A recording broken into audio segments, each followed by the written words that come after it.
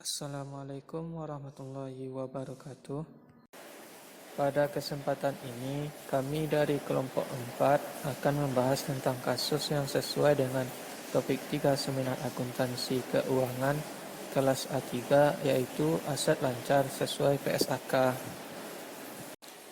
Kelompok 4 beranggotakan 2 orang, yaitu teman saya Kafaka Taukal Hakiki dengan BP 17105330022 dan saya sendiri Rizky Afrianda dengan BP 17105320032. Adapun kasus yang akan kami bahas bersumber dari laporan keuangan PT Semen Indonesia.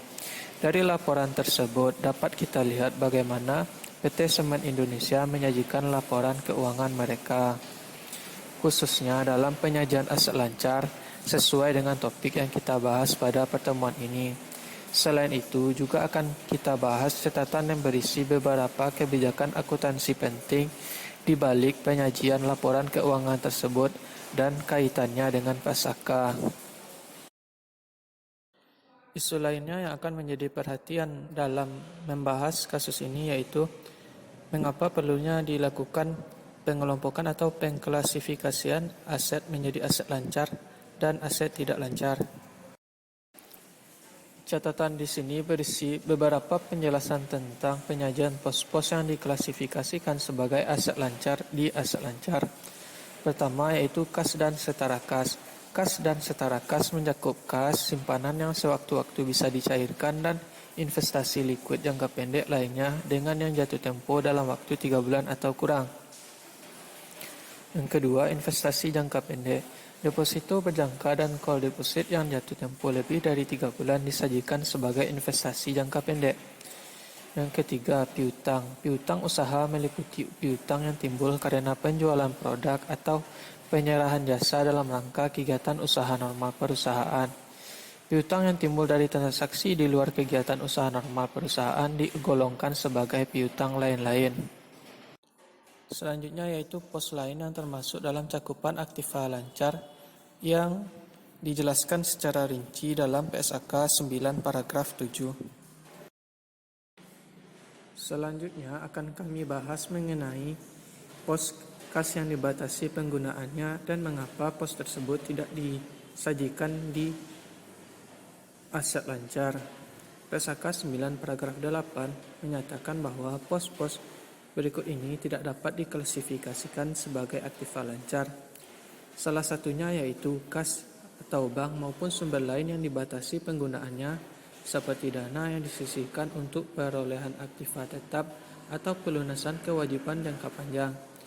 Pada kasus ini, kas yang dibatasi penggunaannya merupakan dana yang ditempatkan sebagai jaminan biaya rehabilitasi dan restorasi tanah tambang jaminan atas pinjaman grup.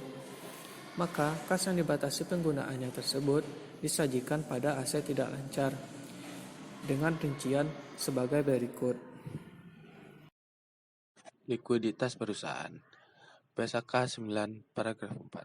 Terdapat anggapan bahwa pengklasifikasian aktiva dan kewajiban menjadi lancar dan tak lancar dimaksudkan untuk mengukur tingkat likuiditas perusahaan. Likuiditas perusahaan adalah tingkat kemampuan perusahaan untuk melanjutkan aktivitas usahanya sehari-hari tanpa mengalami kesulitan pendanaan atau keuangan. Perhitungan rasio likuiditas. Pada laporan keuangan yang berada di slide ini, terdapat aset lancar dan utang lancar. Jumlah aset lancar pada tahun 2019 yaitu sebesar 16.658.531 serta utang lancarnya yaitu sebesar pada tahun 2019 yaitu 12.240.252. Untuk perhitungan rasio likuiditas yaitu digunakan rasio lancar sama dengan aset lancar sama dengan dibagi utang lancar dan hasilnya yaitu 1,3061. Rasio likuiditas lainnya yaitu adalah rasio cepat dan kas. Hasil likuiditas ini berguna untuk melakukan analisis terhadap kinerja perusahaan. Selain dapat menilai likuiditas aset lancar dan liabilitas lancar, dapat memberikan informasi mengenai sumber dana dan kewajiban perusahaan yang berputar terus-menerus yang tentunya sangat penting bagi pengguna laporan keuangan. Penyajian aktiva lancar. PSAK 9 paragraf 19. Perusahaan wajib menyajikan aktiva dan kewajibannya berdasarkan klasifikasi lancar dan tidak lancar pada waktu menyusun laporan keuangan, kecuali pengklasifikasian lancar dan tidak lancar untuk aktiva dan kewajiban biasanya tidak dipandang tepat untuk laporan keuangan dari perusahaan yang periode siklus operasinya normal. Operasi normalnya tidak dapat ditentukan atau sangat panjang dan yang diatur secara khusus untuk jenis industri tertentu. Sehingga penyajian aktiva yang dilakukan oleh PT Semen Indonesia seperti pada kasus tersebut sesuai dengan PSAK yaitu diklasifikasikan menjadi aset lancar dan aset tidak lancar.